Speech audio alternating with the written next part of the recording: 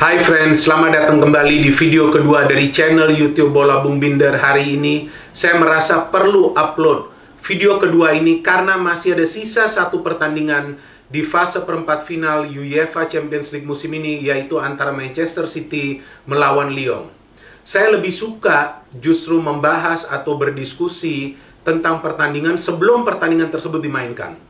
Karena setelah pertandingan dimainkan, itu siapa saja bisa memberikan analisanya tersendiri. Karena sudah bisa melihat apa yang kekurangan dan juga kelebihan dari tim yang pertama mengalami kekalahan dan yang kedua meraih kemenangan.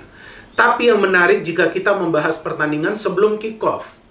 Dari persiapan tim, dari pertandingan kedua tim sebelumnya, dan lain hal sebagainya.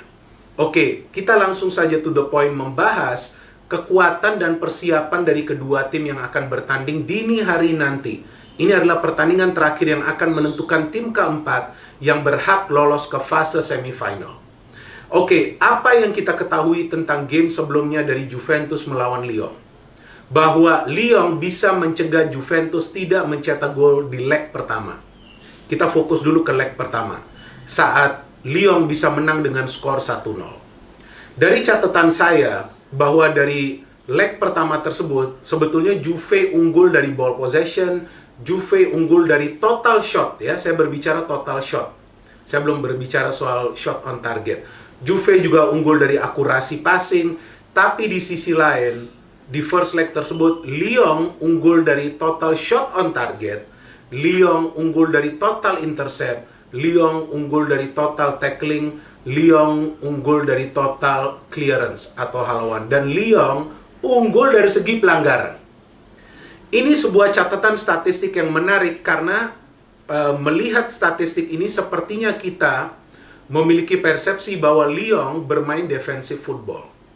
Itu sebuah pemikiran yang salah. Lyon justru bermain physical football, artinya mengandalkan kekuatan fisik para pemainnya untuk mencegah para pemain Juventus yang secara kualitas berada sedikit di atas mereka untuk bisa berkreasi dan menciptakan banyak peluang on target. Dan hal tersebut berhasil mereka terapkan di first leg, mereka keluar sebagai pemenang, dan di second leg lebih menakutkan lagi permainan dari Lyon dari segi physical football. Belasan foul ke para pemain Juventus.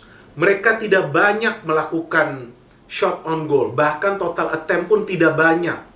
Tapi lagi-lagi mereka unggul dari segi tackling, intercept, penghalauan, dan juga mereka berhasil unggul untuk bisa membuat para pemain Juventus kehilangan penguasaan bola. Artinya possession loss atau kehilangan penguasaan bola itu berada di kubu Juventus yang lebih tinggi persentasenya. Sama seperti di first leg. Jadi di sini kita melihat keberhasilan dari strategi pelatih Rudi Garcia menerapkan physical football untuk bisa membuat sebuah permainan yang kompak atau padat di lini tengah dan juga di lini belakang, berhasil melumpuhkan Juventus di first leg dan berhasil mencegah Juventus mencetak gol ketiga yang Juve perlukan agar bisa lolos ke perempat final. Rudi Garcia adalah pelatih yang pernah memiliki pengalaman berlatih di Italia bersama AS Roma. Jadi saya kira dengan berlatih di Italia, ia pun sudah mendapatkan ilmu dari seni bertahan yang benar dan juga disiplin tinggi. Itu ia terapkan di dua game Lyon yang membawa Lyon berhasil untuk bisa lolos dan bertemu dengan Manchester City. Manchester City kita tahu semua adalah klub mesin gol dari Liga Inggris. Mereka bisa mencetak lebih dari 100 gol secara total per musim ini. Mereka memiliki penyerang-penyerang yang berkontribusi besar dari urusan mencetak gol. Tidak hanya mengandalkan satu penyerang di depan. Mereka memiliki playmaker yang banyak memberikan assist, juga banyak mencetak gol. De Bruyne, yang merupakan salah satu calon pemain terbaik dunia di masa depan. Dan mereka memiliki pelatih jenius seperti Pep Guardiola yang sudah berhasil di kompetisi domestik bersama City, Bayern, dan Barcelona, dan juga sukses bersama Barcelona di UEFA Champions League. Apa catatan Real Madrid melawan City di dua leg yang mereka bertemu? Saya ada membuat beberapa catatan selalu sebelum saya melakukan analisa ya teman-teman. Jadi dari catatan yang memang saya tulis di papan, di sini ada whiteboard. Teman-teman sudah melihat di beberapa video sebelumnya saya tunjukkan whiteboard tersebut. Saya perlu membuat catatan itu agar saya tidak lupa dan saya memberikan informasi bagi teman-teman agar bisa memahaminya secara mudah. Bahwa dari catatan tersebut, dari 2 leg City melawan Real Madrid, mereka juga unggul beberapa parameter, tapi tidak semuanya. Karena dari segi intercept dan clearance dan juga tackling, sebetulnya para pemain Real Madrid lebih unggul untuk bisa merebut bola dari kaki para pemain Manchester City. Dan Madrid perlu melakukan intercept, tackling, karena para pemain Manchester City kita tahu bersama Pep Guardiola mengandalkan permainan ball possession untuk menyerang. Jadi mereka tidak hanya bermain bola di tengah, tapi juga langsung bisa menyerang ke depan karena formasinya adalah 4-3-3. Berarti 3 penyerang di depan perlu mendapatkan feeding bola dari tengah. Adalah De Bruyne yang biasa memberikan itu atau juga Rodri.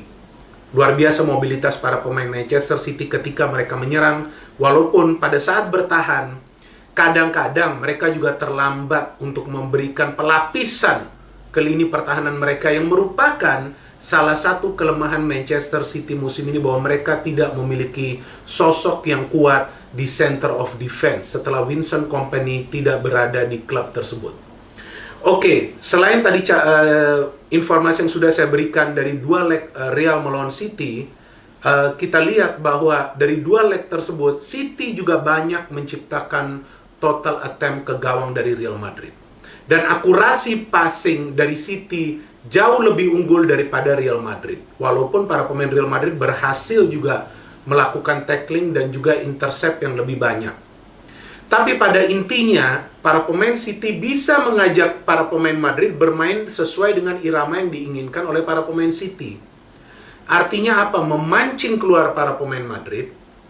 Di sisi lain mereka juga memberikan penekanan kepada para pemain Madrid agar mereka kewalahan.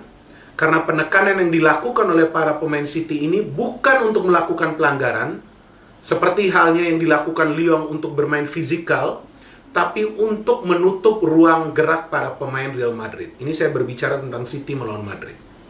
Jadi, dari seni bertahan jika Rudi Garcia ini unggul dengan mengandalkan permainan fisik, maka dari seni penekanan atau high pressure game, Pep Guardiola jauh lebih unggul daripada Rudi Garcia. Karena high pressure game akan memberikan tekanan luar biasa bagi tim lawan, mulai dari lini pertahanan mereka yang akan membuat mereka sulit untuk mengeksplorasi lini pertahanan dari tim lawan. Ya, jadi ini adalah vice versa atau kebalikannya. Terus apa yang bisa kita harapkan dari pertandingan ini? Apakah sebuah kejutan lagi? Kejutan bisa saja terjadi, teman-teman. Tidak ada yang pasti dalam sebuah permainan sepak bola. Contoh, Juve memerlukan hanya 1 gol, tapi mereka tidak dapat 1 gol tersebut. Padahal mereka memiliki salah satu pemain terbaik di dunia, yaitu Cristiano Ronaldo. Dari segi ketenangan, para pemain Lyon unggul dari 2 leg tersebut melawan Juve. Dari segi ketenangan juga para pemain Manchester City unggul dari 2 leg melawan Real Madrid. Terus apa yang menjadi senjata bagi Manchester City jika ingin menang di game melawan Lyon?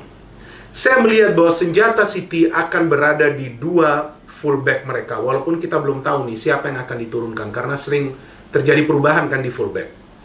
Jika Walker turun, ya saya kira ini juga pemain yang bisa mengandalkan fisik, ya kuat. Kita lihat postur tubuhnya. Mendy juga pemain yang bisa memberikan crossing yang akurat. Jadi 2 fullback dari City di sini yang akan berperan untuk memberikan extra pressure ke pertahanan dari Lyon. Di depan kita sudah tahu City memiliki penyerang-penyerang yang handal yang mampu melakukan finishing yang sempurna. Sterling, Jesus, dan antara Foden, Silva, atau juga mungkin Aguero yang memang masih diragukan akan tampil atau tidak. Sebaliknya dari Lyon, Dembele dan Depay adalah 2 pemain yang akan coba mengandalkan skill individual mereka untuk menarik perhatian para pemain City dari defense, baru kemudian melepaskan umpan ke rekan mereka lain yang akan mencari ruang di lini pertahanan dari Manchester City. Dan perlu diwaspadai justru adalah Maxwell Cornet, pemain yang musim lalu ketika Lyon bertemu City dan City gagal menang dari 2 pertandingan di fase grup, Cornet mencetak 3 gol dari 2 pertandingan tersebut. Jadi memang secara catatan dari pertemuan terakhir, Lyon tidak terkalahkan, tapi ingat teman-teman, ini adalah pertandingan single match, venue netral. City memiliki persamaan seperti Bayern Munchen. Mereka akan melakukan pressing game, mereka bisa mencetak gol bukan hanya dari satu pemain, tapi dari banyak pemain yang memiliki kualitas untuk mencetak gol. Jadi saya kira walaupun Lyon sudah memberikan kejutan melawan Juventus, saya kira dalam game ini kuncinya bagi Lyon jika ingin melangkah lebih jauh, saya kira mereka perlu berkonsentrasi dan fokus bukan hanya kepada pergerakan para pemain City yang berada di depan, tapi juga pergerakan dari De Bruyne yang berada di tengah. Sedangkan bagi City, jika ingin menang di game ini dan menghindari mungkin perpanjangan waktu atau juga adu penalti, maka kuncinya mereka perlu mencetak gol lebih awal, yakni di babak pertama. Karena jika City sudah mencetak gol lebih awal di babak pertama, maka mereka akan lebih mudah memancing para pemain Lyon untuk keluar dari garis pertahanan mereka dan kemudian melakukan fast break atau counter yang cepat. Pemain kunci jika tadi saya katakan adalah Cornet di Lyon, maka pemain kunci di City adalah De Bruyne. Jika De Bruyne bisa bermain seperti game-game sebelumnya, De Bruyne akan menjadi momok yang menakutkan bagi para pemain Lyon. Dan kita tunggu nanti hasil akhirnya seperti apa. Saya hanya bisa memberikan analisa dan prediksi. Semuanya bergantung kepada perjuangan para pemain di atas lapangan.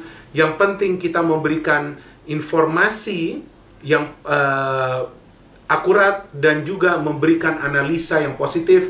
Kita tidak akan menghina, menyindir, atau juga menjelek-jelekkan sebuah klub, pemain, official, atau juga pelatih tertentu.